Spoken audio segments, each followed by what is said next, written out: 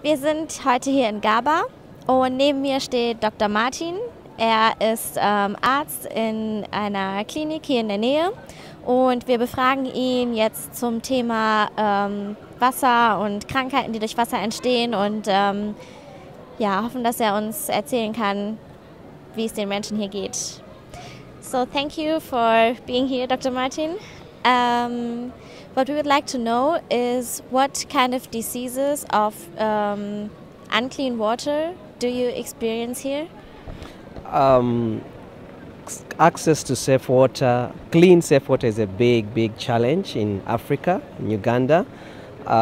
Access to piped water is less than 10% of our population. Most people get their water from the rain, from the runoff, from the rivers, from boreholes, from valley dams, and diarrhea is the most common illness that results from this disease and claims many children. It's the third biggest disease in Uganda.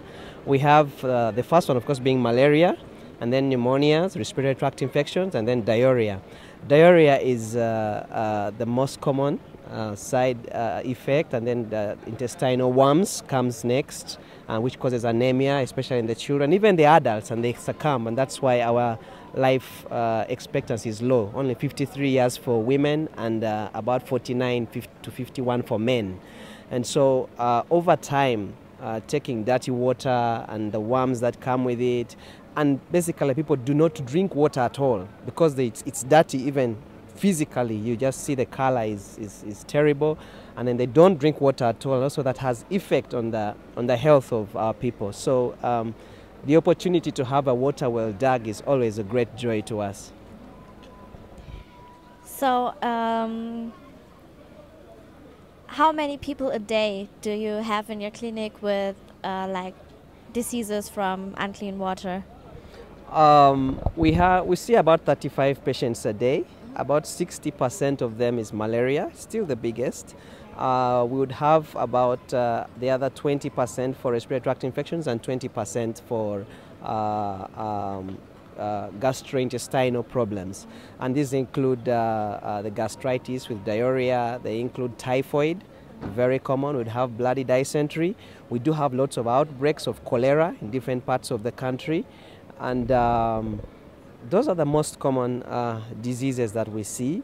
And some of them, many of them do not get diagnosed. So people have chronic illnesses and that are getting partial treatments.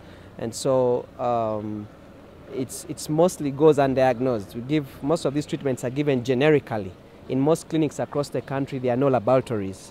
And so they're just giving generic treatment. So it's difficult to pinpoint that this is it and this is it. But the most common symptom of taking dirty water or eating dirty stuff is diarrhea. And it's not only the water, but what is the water used for? You know, for the cooking, for the washing, for the cleaning, because of the limited amounts and also it being physically dirty and also unsafe, we have it affecting a wide range of aspects. This also goes to things like feeding animals. People have animals back home and the animals are competing with people for water. So the health of the animals is also compromised, and people are getting all kinds of diseases from the animals, either from drinking the milk of the animals or from eating its meat, you know, because they're all sharing the same water source and the water source is unsafe. So the people and their animals are all suffering.